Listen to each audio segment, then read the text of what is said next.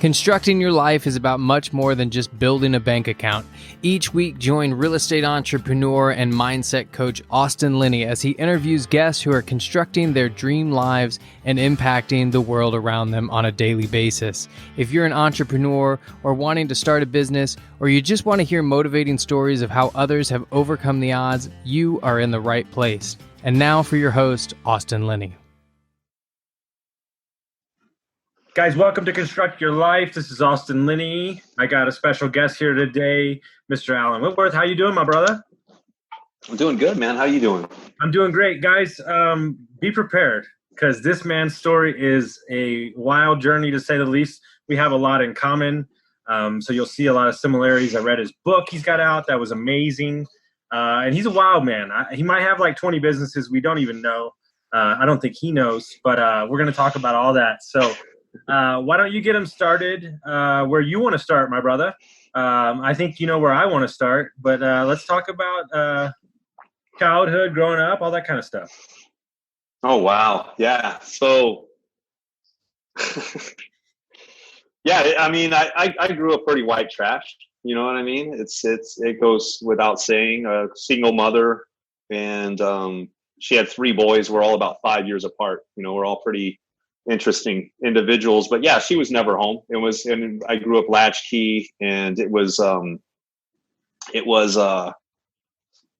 yeah, dude, super white trash. Grew up super white trash in an environment that really didn't have a whole lot of good influences for you. I can't even think of a single good influence. It was terrible, actually.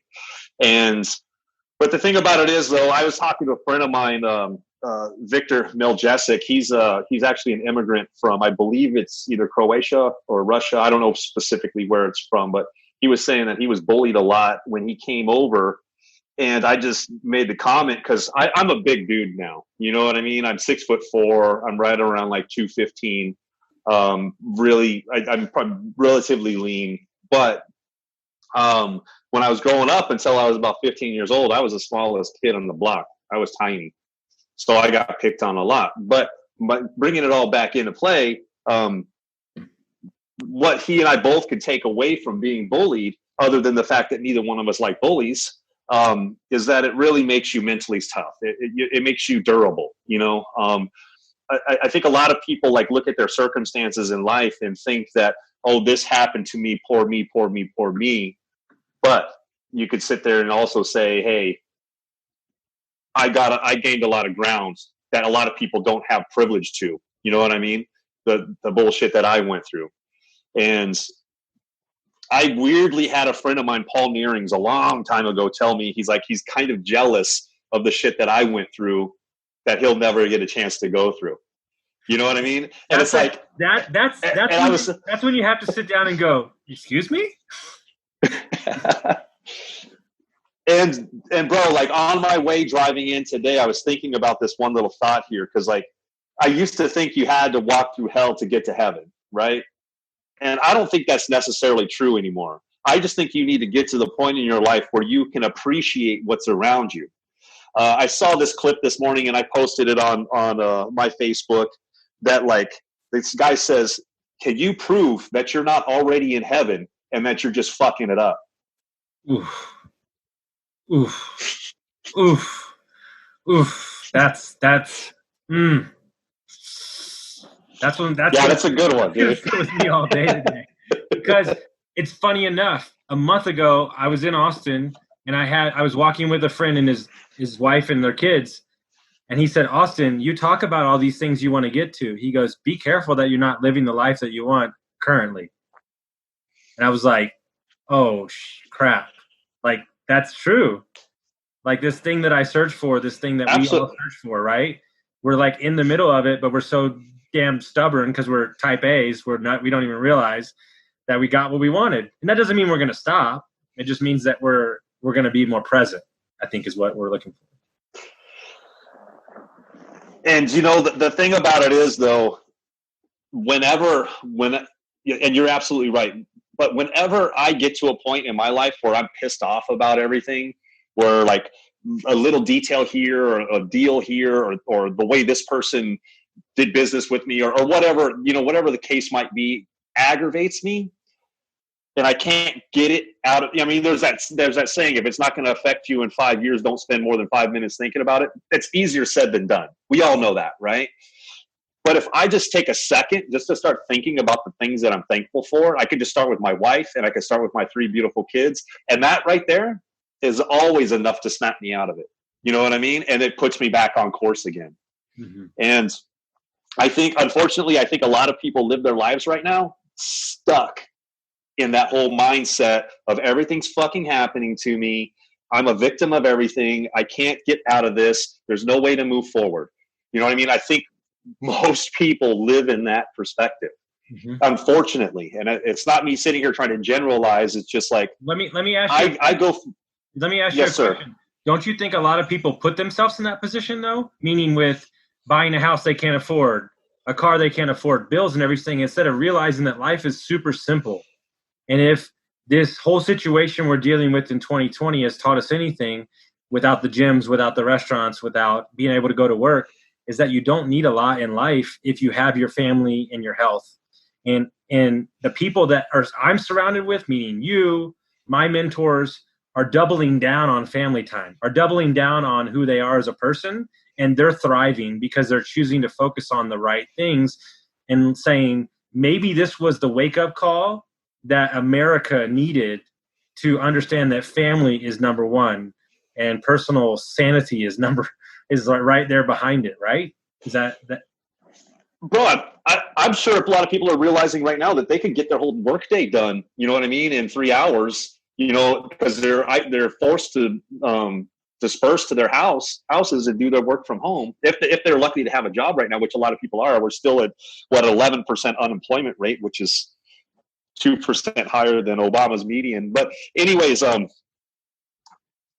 lot of people are realizing that they can be more effective, get that stuff done, and then spend time with their families. And honestly, dude, when the gym shut down the second time, okay, so they shut down the first time, they opened back up, and then they shut down again. I thought my life was back in play. I'm like, all right, I got the gym again. But I have a gym at my house, but I didn't even mess with it the first time. I was in a funk. I was like, screw this. You know what I mean? Everybody's trying to destroy our country, blah, blah, blah. And then I went to LA or Lifetime Fitness, and then they shut down like a week later or something like that, or 2 weeks later. I don't even remember what the number was, but then Mountainside Fitness said, F you, we're staying open.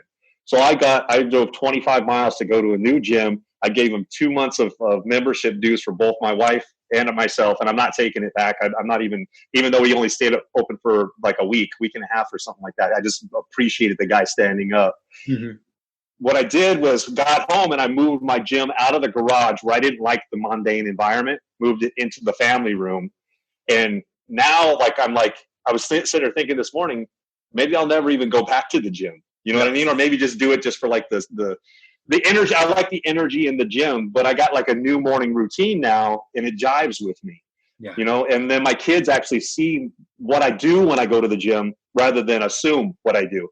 You know what I mean? So it also is giving them kind of a more basis for the discipline that I have, I guess. You're leading by example. And it's not even discipline. Here's the crazy thing though. It's not even discipline, dude. That's like my morning coffee. That's like I need it. It's like my air. You know what I mean? Like if I don't work out in the morning, I have a weird day. I'll have like a weird off day, you know, typically.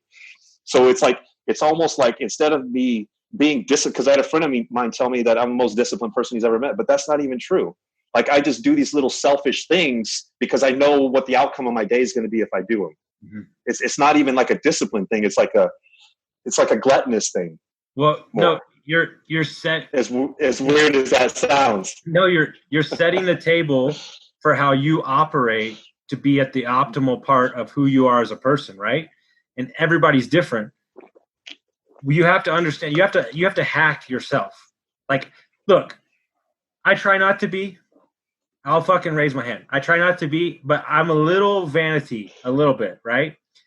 And I realize that I can't look at the scale anymore. I can't do it because the goal, the intention is to feel good. Okay, well then who cares? If you're gaining muscle, you're gaining weight, you're going all over the place, you can't control that. So why are you going to let your emotions yo-yo with a number that you can't obtain?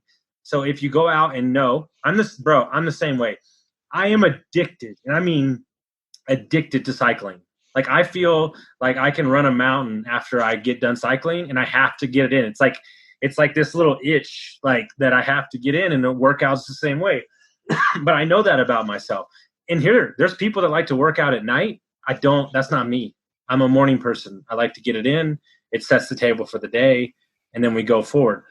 But to transition a bit, because I don't want everybody to think it's roses, because you're not going to get away without telling this crazy story. You're fit now. You got kids, wife, businesses are good. But let's talk about when they weren't. Let's talk about what you talked about in the book, and let's go back to the beginning of all that craziness so we can really explain to everybody how far you've come, because it's impressive and inspiring to me would be an understatement.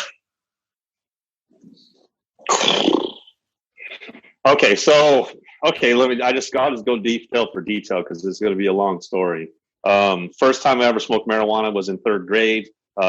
First time I ever did methamphetamines, I was 13 years old.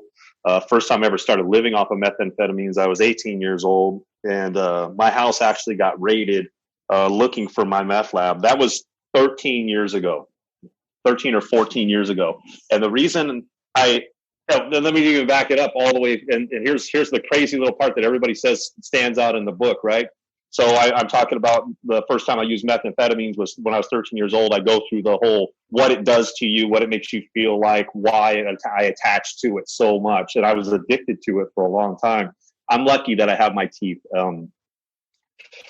But you got to understand, though, my brother Jerry was the closest thing to a father that I had growing up. And my brother Jerry was 10 years older, or he still is 10 years older than me. He's still here.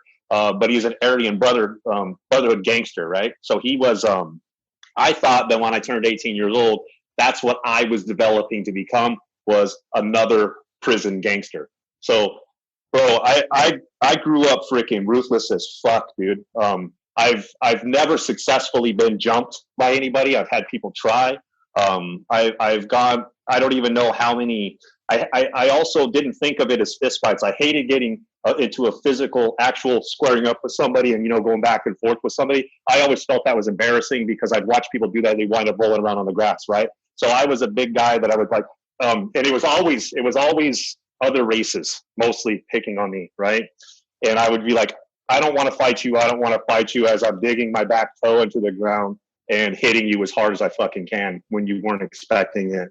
And a lot of the times that ended the entire, if people were trying to jump me, that ended the entire confrontation because they saw what has happened to that person, right? With one hit. And the reason I was big in the one hit also was my brother was like that. He was like the one hit guy as well. And I'm going to be the one hit guy. And literally, I'm bigger than my brother is, dude. Like, look at this hand, dude. Everything on this hand is broken. Smashed tendon, broken, smashed tendon. So that was like the survival things that I went through. And it was like a constant PTSD growing up. Constant. It's like, am I going to get messed with today? Am I going to get messed with today? Am I going to get messed with today? I was molested by, 4 different people total, 3 by the time I was 13 years old. And the crazy thing is I was put into different circumstances that I didn't have any control over whatsoever because, and I'm not going to blame this on my mom. She was doing her absolute best to keep a roof over her head and food on the table. But when a single parent has to work constantly to at least keep bills paid and barely keeping bills paid, they don't have a lot of structure on their kids. So my wife has been in similar situations as well. We raise our kids like we're not the parents that are trying to hide our kids from everything, but we are very, very hyper aware of whatever circumstances that they might be in. You know what I mean? And I want to make sure that they don't have to. They can learn because my kids have both read my book. They know all about me, dude. And I want them to take the things that I've dealt with in life and don't sit there and look at it like I need to go through this bullshit to get to this. Just understand that where I'm at right now started 13 years ago. You see what I'm saying? Yep. Like if it would have started, like if I wouldn't have had so much issues with drug addiction 35 all the way up until I was 35 years, old or whatever, I could have been so much further right now. And I could sit there and regret it. You know what I mean? Regret all the time that I wasted in my life. Or I could sit here and go, it is what it is. You know what I mean? So. Hello. I don't know what else you want me to say. No. A lot. You did good, but you did great. But let's talk about, so you're using meth for that long, and tell the story about how you lived in that house because you didn't have anywhere to live, and your job was to basically like give the meth out and everything. That's how you got free meth. But you got so sick of it because you just wanted to be done with it. People would come to the door and you're just like punching them, right? So they would go away. Yeah. So basically what it was is I was called over to this house one day and by this girl named April. She asked if I could get her an ounce of meth, right? So what I did was I call up my friend Wedo. Wedo is not a real name. He's like a cowboy hat, snakeskin boot wearing paisa Mexican guy. You know what I mean? I think he had a couple chrome teeth. Obviously didn't do any drugs, but he was delivering the drugs, right? I just call him up, say I want an ounce. He tells me what it is. I want to say it was like $500 or something like that, and I sold it for $800. So I made $300. Plus, I was able to take some drugs out of the money, out of the stuff, because an ounce is a lot of meth, anyways. From there, the guys, they said, hey, we got this room. If you don't have a place to stay, you could live in this room or whatever. And all I was doing was basically paying my stay by bringing the guy that lives there. He didn't have to call anybody. He didn't have to get anything or anything. He was out of the picture. You know what I mean? He was like separating himself from it. You know what I mean? So that way he couldn't get in trouble in his mind. And I would just bring it there. Anyways, that turned into other people coming over and going, hey, dude, can you call Wedo? Hey, dude, can you call Wedo? And Wedo wouldn't talk to any of these other people. I couldn't give Wedo their phone or anybody Wedo's phone number. He would never respond to him. He would deal with only me. And I thought for a little while, I was like, hey, that's kind of smart. But the thing about it is what he was doing was he was hedging his bets. So he only has one piece of influence, right? Rather than a whole bunch of people talking about him, he only has potentially me. You know what I mean? Which makes a lot of sense.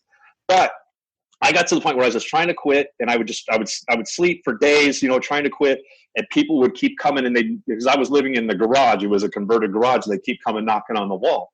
And I'm like, hey, dude, I'm trying to quit doing drugs. And people wouldn't leave.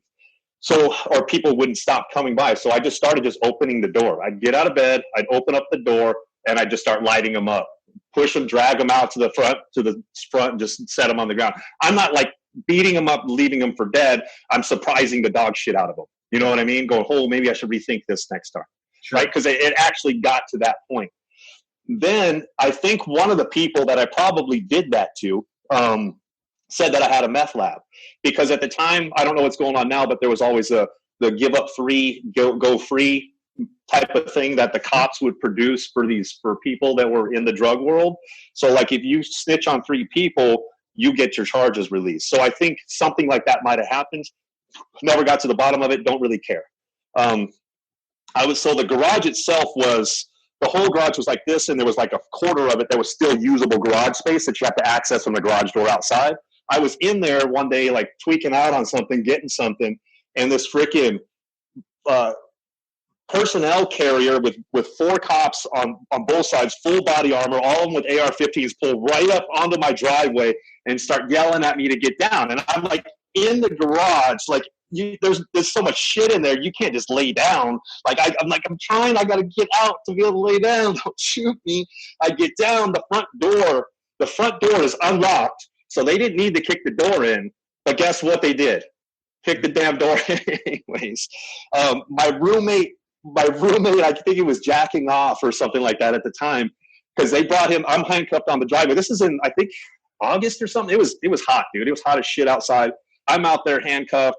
They bring my one of my roommates out, and they put a robe on him, but then they handcuffed him behind him, and so his robe's wide open, and dude's buck naked. It's like you can't make this shit up. You can't get that image out of your mind. The crazy thing is,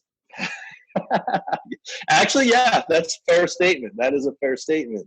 But the reason I knew that they were looking for my meth lab, right, is they said the lead guy, he said, hey, Alan, where's your meth lab, right? Like, so I knew they were after me. I knew they were there. I never had a meth lab. So this is one of the things is like, I'm one of those guys that whenever somebody would start talking about how to make meth, I would shut them up instantly, because if I knew how to make meth, I'd be making fucking meth. You know what I mean? Like it just would have been happening. So I just made sure that I never knew how to do it. Anyways, because that whole story could have been completely different nowadays had I been in there making methamphetamines. You know what I mean? I'd probably still be in prison right now. Yeah. So you. The crazy thing about it is the arresting officer. Go ahead. They arrested you, right? The crazy thing about it is the. Oh yeah, dude. So I got a felony charge. What was the charge, and how long did I had a little bit of meth in my room. So I had a little bit of meth in my room. So here's the crazy thing. I had a refrigerator, a full-size refrigerator in my room, and I had it to where the bottom shelf underneath like as you open up your refrigerator, you'll see there's all plastic shelves. I cut and created a little hatch underneath the bottom shelf. So you literally have to lay on the ground and get up in there to get anything out of it. And it's concealed, like you can't even see anything. That morning, I had everything concealed before I went out to the garage. And then I just decided to pull my bong out and pull my little, like, I think I had like a gram of meth or something like that. And I smoked some meth before I went out, and I left it on my coffee table in my room. So that's what I actually got busted with. And what kind? So it's a felony, dangerous drugs possession. What's up? What kind of sentence did that carry? So at the time, because I've had assaults like growing up, there was a thing that said your first 3 drug charges you can't do any serious time for. Well, they wanted me to go to prison for 2 years minimum because I had violent offenses in the past. So because it took me out of that, it's like a 3 strikes rule or something like that, where they say you won't do serious time. All you're going to get is probation, intense probation, or whatever for your first 3 drug charges. Beyond that, you're having an issue, right? But because of the violent charges, that took me out of that category. I forget what the proposition was for that. But here's the crazy thing. I don't know if this is let me do this first. The guy that, let me do this. So my attorney, I had my shit together. I quit. That was like the last day I'd ever did meth. Last fucking day. I got arrested. I was in jail for a couple weeks. I don't even know how long I was in jail. I had my friend go over to that house. I had a 63 Chevy C10. I had him load up everything that I told him was valuable to me, load it into the truck, and then drive it over to his house while I was in jail. So I never had to go back to that house again, which I never did. I got 2 years later, dude. 2 years later, I had my shit together. My son was on the way. I had no idea, and then I get this letter in the mail that the Attorney General, they're filing charges against me, and they're looking for 2 years of prison time after I've had my shit together for 2 years and I've been clean. So what I did was I had my shit together to the point where I could afford to use a credit card to get an attorney. So I actually got the attorney, I forget his name, for the baseline killer case, right? So I walked through this guy's whole scenario, and he's like, "Oh, I think we can get you out of this. I think we can get you out of this." And he's all, "I have to tell you one thing about me, though, before you decide to go with me, so in case it's a conflict of interest." And he's like, "I'm the attorney for the baseline killer." And I was like, "Well, shit, dude, you're probably a good lawyer then, right?" Because like if somebody, I don't know, they found the best of best, you're high profile, whatever, blah, blah, blah. So I thought I was going to see this guy when I showed up at court, right?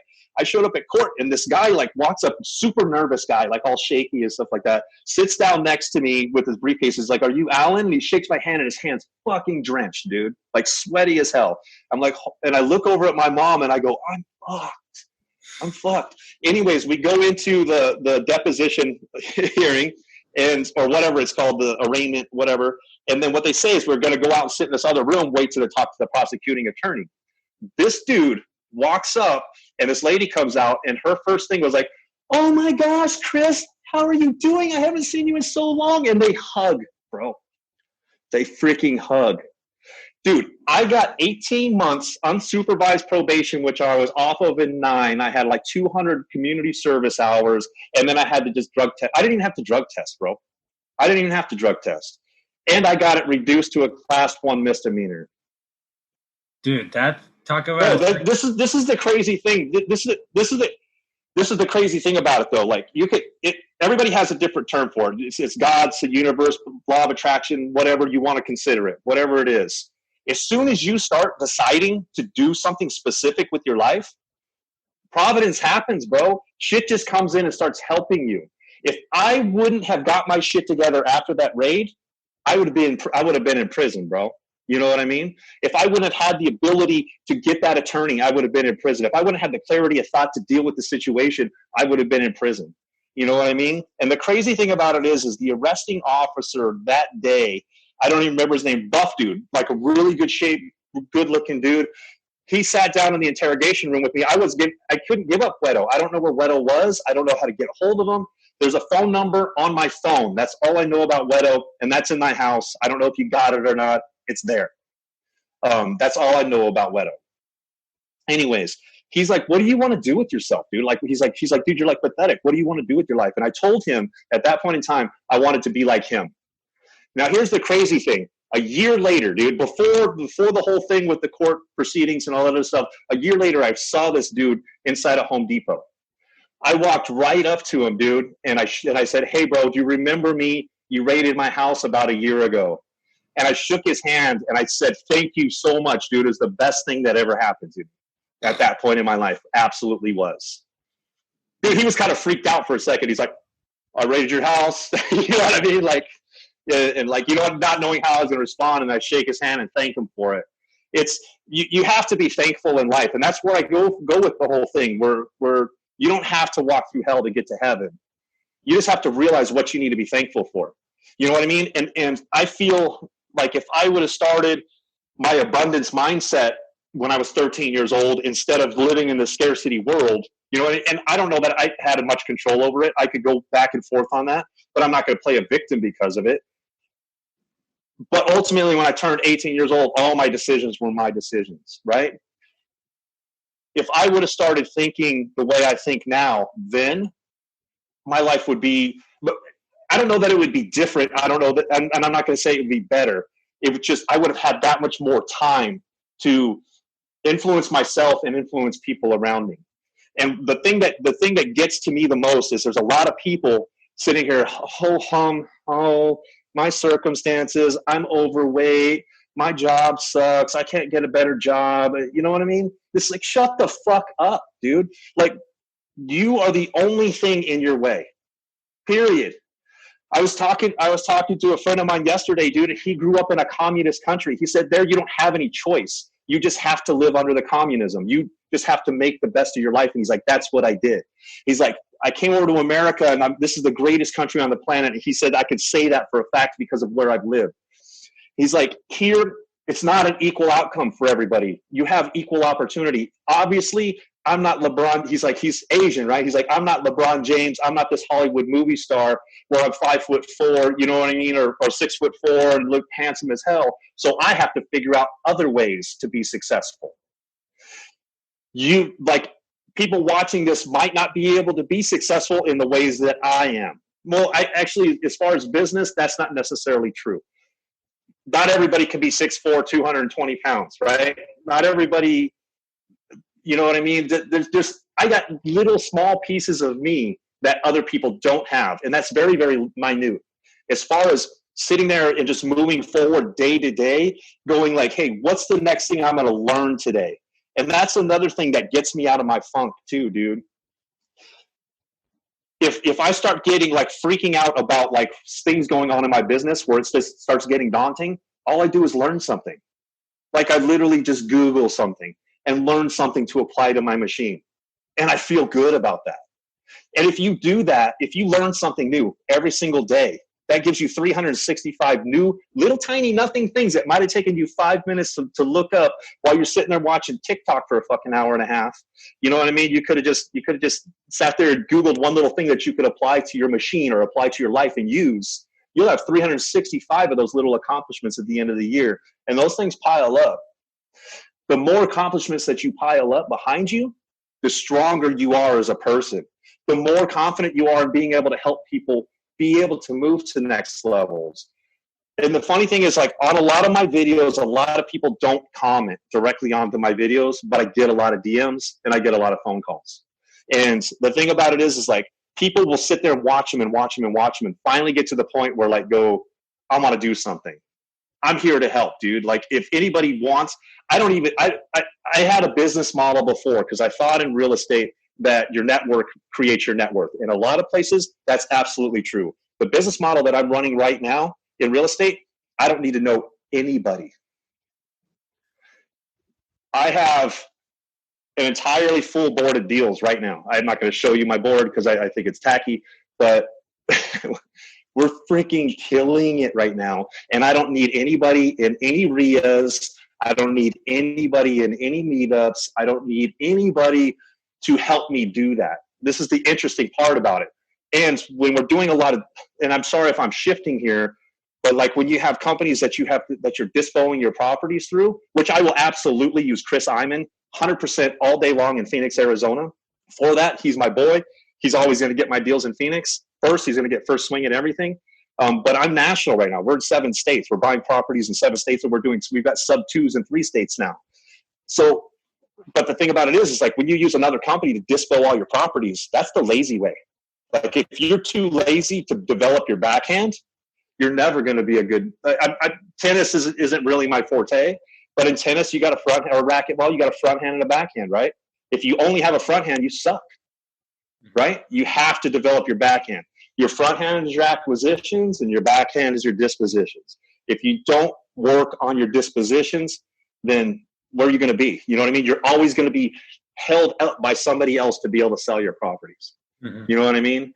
And me personally, I like to create my own fate. As soon as somebody starts squeezing me on limiting what I can do, I start figuring out how I can do it without them. Does that make sense? And I'm not saying don't have friends, don't have, dude, like you're a fantastic guy, dude. A lot of wealth building mindsets, a lot of successful mindsets. All I'm saying is take all the information that you can get and don't be lazy. Create your machines on the front side and the back side if we're talking about real estate. Right now I'm doing $200,000 to $300,000 a month gross on an Amazon store that I started 3 years ago, totally failed at it, and then threw an automation company on it. And now I think I've made about 30K this month. In the last 3 weeks, I've made 30K net. Anyways, that's not satisfactory to me. I'm happy with the accomplishments, but I'm never satisfied with anything. I always want to move to the next level. Well, this guy, he tells me, because I want to know. I'm the guy that if I can't intelligently explain it to somebody else, then I really don't know it at all. I shouldn't have $150,000 worth of equity in this guy's hands. You know what I mean? And he made it very clear to me that he's going to run his store the way I want to, and it's his service. When I hear stuff like that, what do you think that makes me think? I start building my own service. I can learn and do it better. Yeah. That's exactly what I'm doing right now. Amazing. And so much in there. It's unbelievable. But what I want to focus on, and then we'll get into real estate stuff for newer investors, because that's a large portion of my audience, and I love what y'all are doing. I've sat in meetings with y'all. I know exactly what's going on. I want to talk about getting arrested and the shift. And what can you equate that to? Was it somebody in your life? Was it a book you picked up? Was it like that was your rock bottom? What was because that's what everybody's looking for, is how you make the switch out of that wild story. Honestly, bro, I think I'm not a religious guy. I'm not a go to church on Sunday guy, but like I'm even getting misty, you even asking that question. I think God was in my ear for a long freaking time. And I was trying to fight my way out of that world for a long time. And finally the opportunity came. And the opportunity came in what could be perceived by others as a tragic event. You know what I mean? And it doesn't have to be tragic. You talk about the one guy that says what like, is there any really what like tragic things that happen to you? Is there really anything that you can't overcome? And here's the interesting thing about it is It's not stuff it's not like there's stuff that I think everything happens for you. You know what I mean? I don't think a single thing happens to you. I think you're handed opportunity after opportunity after opportunity, but it's like a Ford Festiva, right? Like this, I'm just using a joke of a car, but I don't know if anybody even knows what a Ford Festiva is, but if you buy a Ford Festiva and you own a Ford Festiva, now you see Ford Festivas everywhere you look, right? Mm-hmm. So what if you buy into opportunities that you're given and you actually realize they're opportunities? What happens to you then by default? You don't even have to try. You start noticing more opportunities all the time. And the thing about it is like right now, I've lived there where I didn't see opportunity in anything ever. I thought this was like some arbitrary thing. Like, yeah, successful people create their own opportunities. Like, yeah, you know what I mean? Like, what the hell does that mean? I can't apply that to anything. Now I know exactly what it means. It's literally that whole theory of like that Ford Festiva.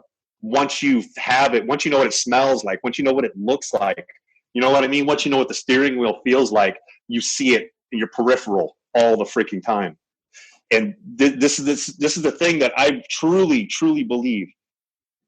And I mean, somebody could even try to debate me on this. I think as a human being, you are the most advanced piece of biological technology on the planet, period, hands down. There's nothing more advanced, more effective, period, than a human mind attached to a human body, period.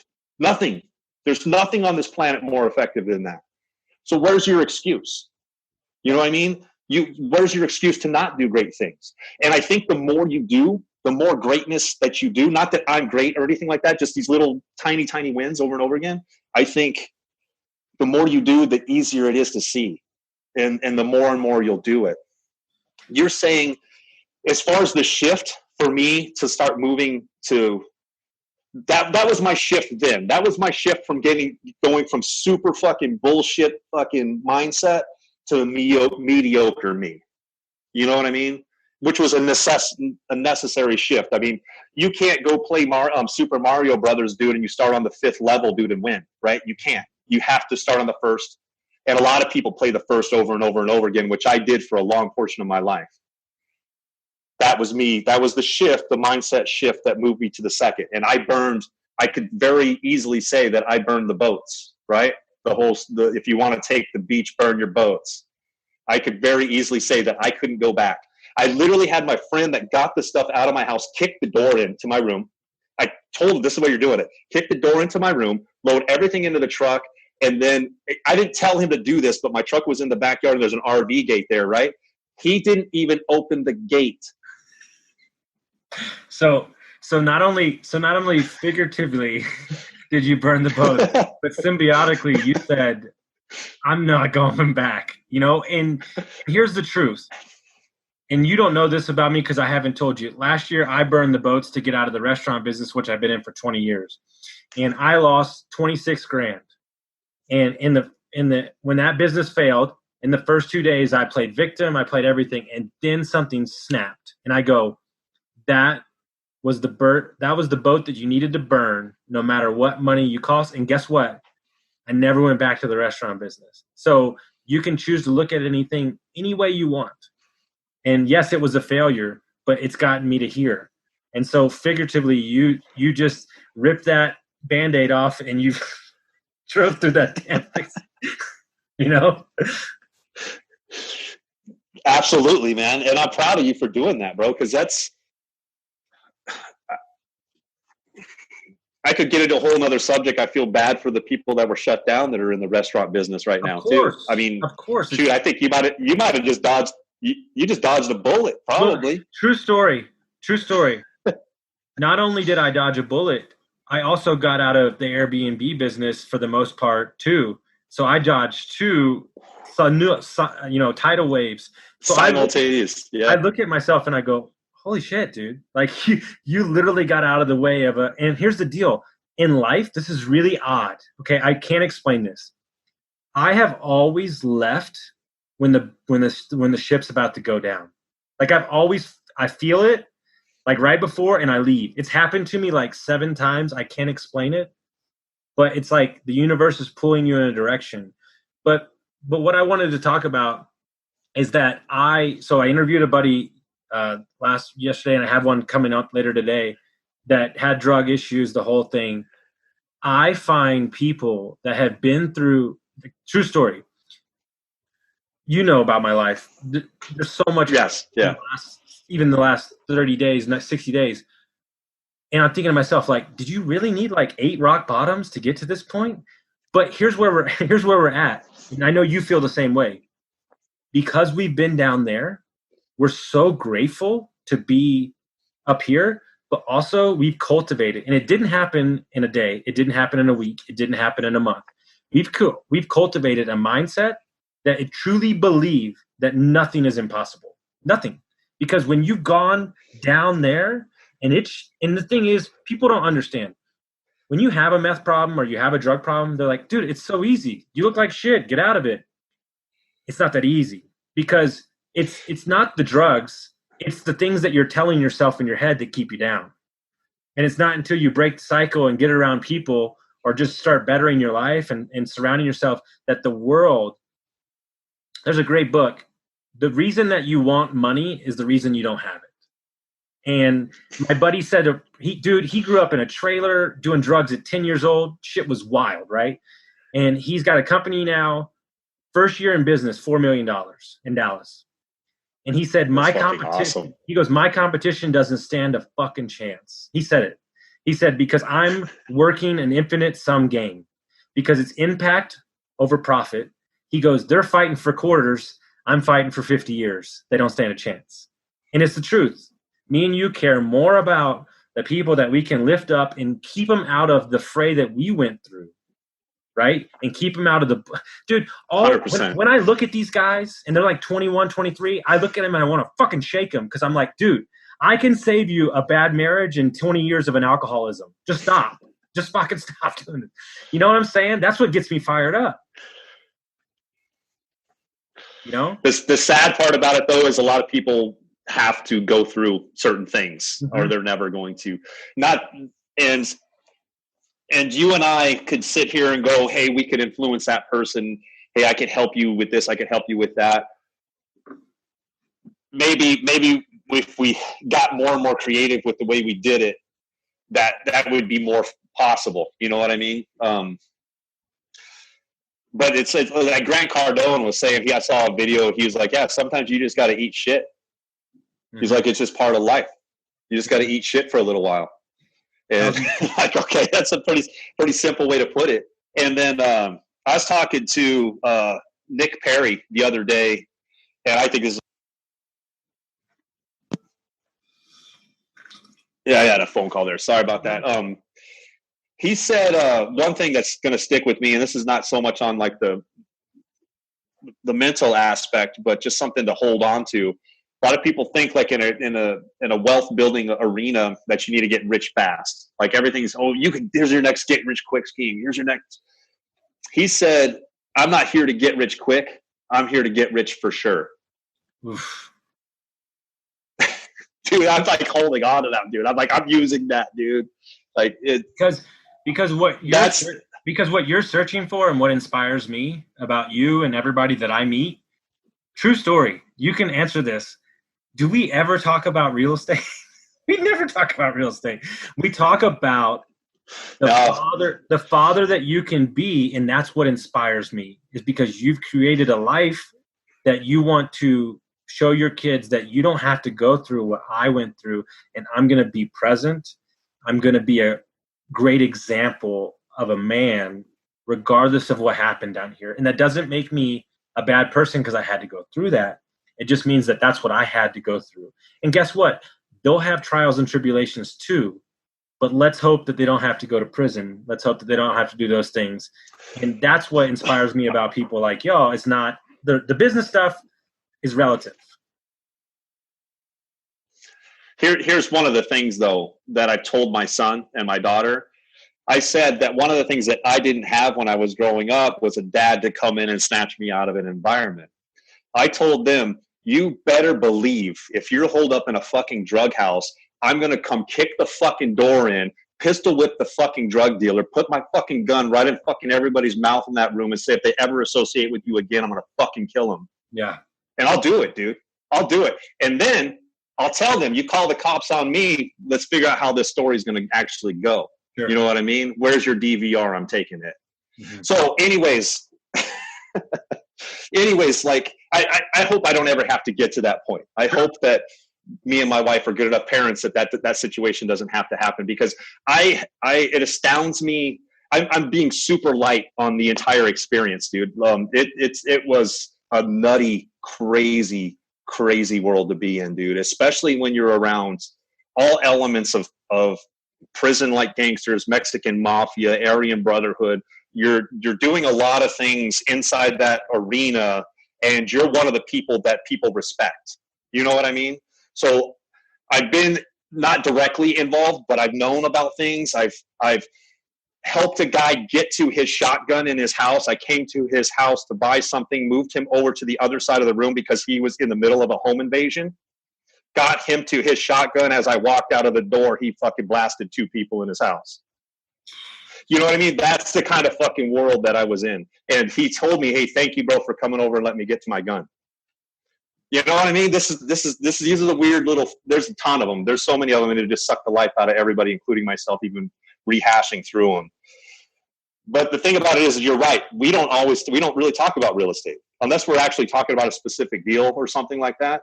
Because really what it's about, it's not about the vehicle. It never has been about the vehicle. And a lot of people think about it like that. Hey, I need to get into this business, you know what I mean, to start creating wealth. No, that's the have, do, be mindset, right? So once I have the $1 million, I'll do what I need to do to get the $1 million, and then I'll be a millionaire. It doesn't work that way. That's like asking for fire from a fireplace before you throw a log in it and light it. Or asking for heat from a fireplace before you throw a log in it and light it. You have to do the be, do, have, right? You have to be that person, you know what I mean, that could create wealth. Then you have to do the things it takes to create the wealth. Then you'll have the wealth. This is super common sense stuff, but people overlook this and get in their way all the time.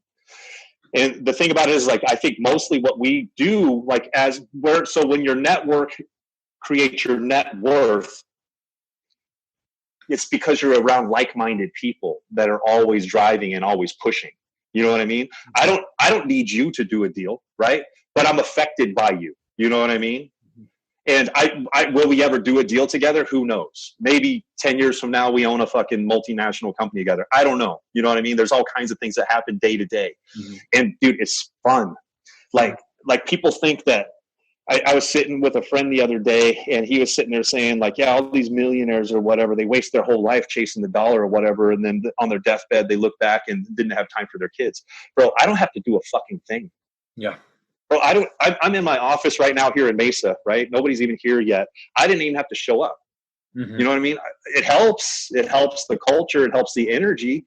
But I'm not the one doing all the work in here. It's the people that work for me do all the work.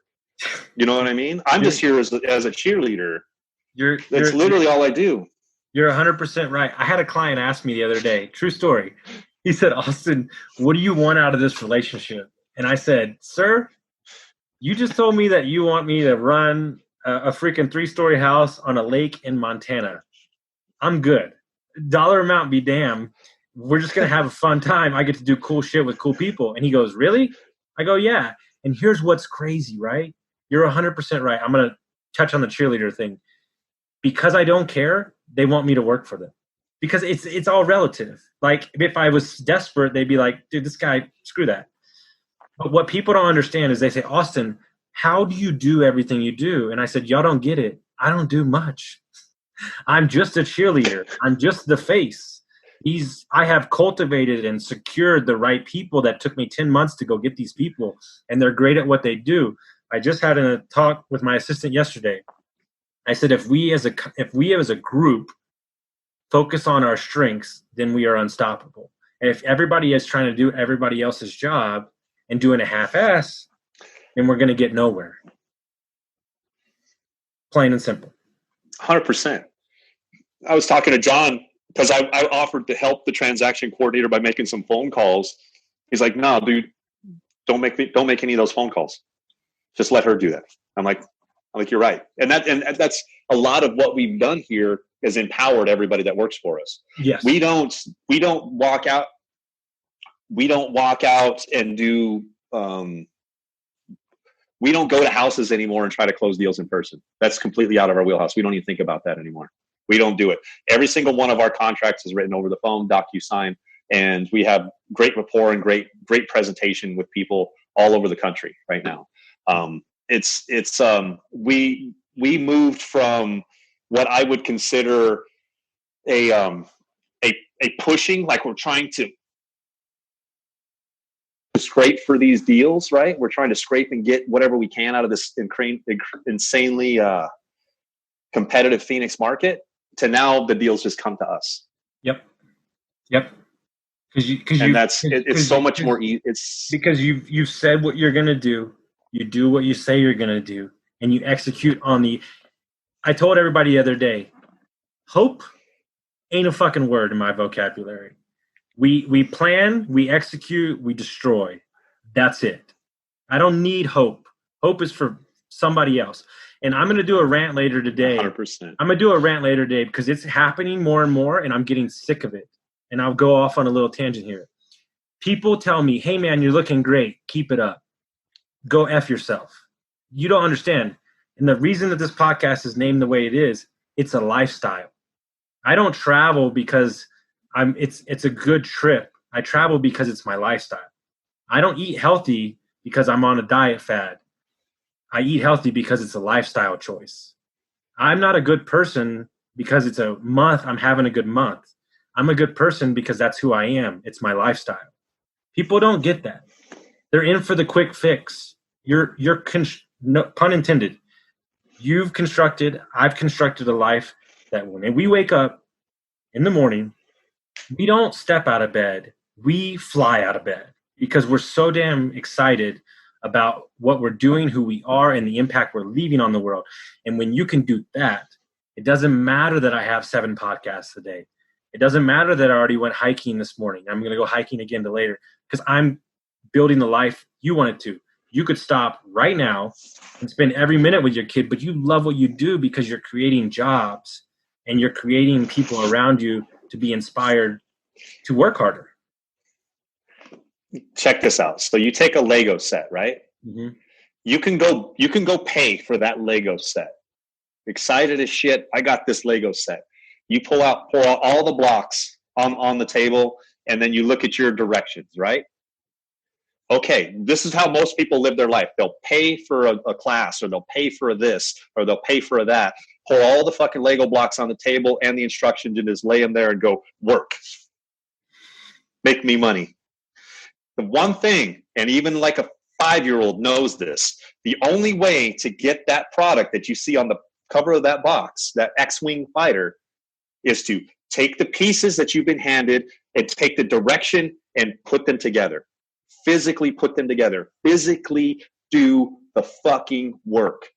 This is, and that's the thing. When you said that hope thing, like, I don't even think hope's a real word, man. Like, here. Okay, if my wife is dying of cancer, I think I can legitimately use the word hope that my wife lives, right? Mm-hmm. But if we're talking about me being a 7-figure guy by the end of this year, hope's not going to get me there. Hope's not going to do a fucking thing for me. Oh, I hope I can make it. I hope, you know what? It just, whenever I hear that word, it's just like, it like stings. It's like, what the fuck are you talking about? It feels soft. It feels like you don't have control. That's what it feels like. To me, it's like when somebody says, I hope this happens, what I hear is, I have already failed. Mm. I have already given up. And like, the thing about it is like, you mentioned you failed with the restaurant thing, but I don't even think that's the real right way to look at that. Right? It was a lesson, probably an expensive one. Some are cheap, some are expensive, but you needed the lesson. Mm-hmm. You know what I mean? You probably have a lot more variables in your life right now that you wouldn't have had you not had that $20,000 lesson and that time invested that you lost, mm-hmm. right? Or you didn't even lose. So when people say failure, like in my opinion, fail as many times as you possibly can. Do some stupid shit. Like just make a blatant stupid choice. Mm-hmm. We're working on grabbing deals in states that we aren't aware of yet, right? We don't even know whether sometimes we don't even know whether it's an attorney state or a title state. And we're like, screw it, lock it up. Let's figure it out. You know what I mean? Learn how to fly on your way down, right? That's that Maddie and Tay song. Dude, I'm all about that shit. Mm-hmm. Ready, fire, aim, bro. Don't even bother. Just try to figure out how to hit the target after you fire. You know what I mean? You can't sit here and be afraid to fail. Like I think a lot of us have it burned into our brain as we're growing up that failure is a bad thing. I think it's freaking phenomenally beautiful. What do you do when you work out? How do you get bigger? What do you do with your muscles? You push them to failure. Mm-hmm. Mm-hmm. That's the only way you grow, right? Is pushing to failure. Push to failure with every single thing that you do. Push to failure. Fuck, fail just to be funny with it. You know what I mean? It should failure in anybody's mind. Failure in anybody's mind. Hold a second. It should be to the point where like it's like a warming feeling. You know what I mean? Like you should fail. Like, oh fuck, that's cool. You know what I mean? Like, let's see the success on the other side of this. Because I guarantee you'll get farther in life if you continue to fail forward. And the thing is that there's a large majority of people that continue to just absorb all the knowledge in the world but never take action. And it's everybody else that's taking action moving forward that's failing, that's making sure that they are learning. You know, and like you said, and I'm going to wrap it up here with this comment, but yeah, this is what happened to me. True story. And I'll even say his name, Jamie Gruber. Thank you so much. I swear to God, changed my life. When that shit and I lost the money, he said, I'm going to ask you a simple question. He goes, first of all, have you ever owned a real business before? I said, no. He said, did you go to business school? Do you have a master's degree? I said, no. He said, well, then shut the F up. He goes, you just went to the best business school you've ever got to in your entire life. And then I was like, yep, you're right. And I just ran into my old business partner in San Diego like a couple weeks ago, and he looked at me and he goes, man, that shit was crazy, wasn't it? he goes, but I learned more about myself in that time frame than I've ever learned. And that was a 7-month span. And so I look at that as the rocket ship, the foundation for how I am here today. And I am honored, and I will forever remember losing that money. And it's fantastic. It's the best thing that ever happened to me. And so it's awesome. But how do people, your videos are great on Facebook. You're putting out stuff everywhere. How do they get a hold of you? Your Instagram, your Facebook? Let me real quick, just Sure. super quick on the Lego analogy, bro. Sure. When you buy that Lego toy, that X-Wing fighter, are you stoked after you put it on your shelf and never play with it again? Or are you stoked that entire time that you're building it? You're stoked building it, dude. That's beautiful. I build machines, dude. I'm not an entrepreneur. I just build machines, and it's fucking fun. You know what I mean? And then once I see all the parts are already done, like everything's in place, like I get bored and I need something else. Everybody, I don't have a big Instagram follower, but it's Alan David Whitworth on Instagram. I don't really do a lot on Instagram, but it's Alan Whitworth on Facebook. And anybody could reach out. I'd prefer you text me. I'm not a big phone call person, but my phone number is 480-506-6986 and 6986, and it'll be that for probably the rest of my life. What's the name? And what's the name of the book they can pick up on Amazon? I loved it. Yeah, it's The Mechanism, and I think the audio version, and I narrate it too as well. The audio version is like free if you're just signing up for Audible. It's $4 or something like that. If you're not, it's on iTunes as well. Just go on Amazon and search Alan Whitworth, and you'll see my book, The Mechanism. And the book is what is it? I think it's getting rid of a powerful method to get rid of addictions or get rid of bad addictions and create. He goes into more detail in the story you told today, guys. You can't really go wrong. Alan, thank you so much, man. I really love talking to you, my brother. We could do this for 10 hours. So yeah, for sure, dude. I appreciate you, my brother. Let's get some lunch here soon, dude. Yes, hang out very soon, my brother. 1st of August. All right, my man. Awesome. Thank you for having me on, brother. Take it easy, bro. See ya.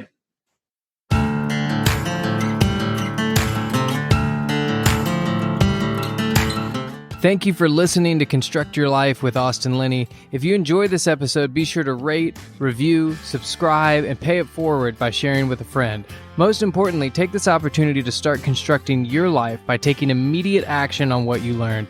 For show notes, resources, and more information on one-on-one coaching with Austin, visit constructyourlifepodcast.com.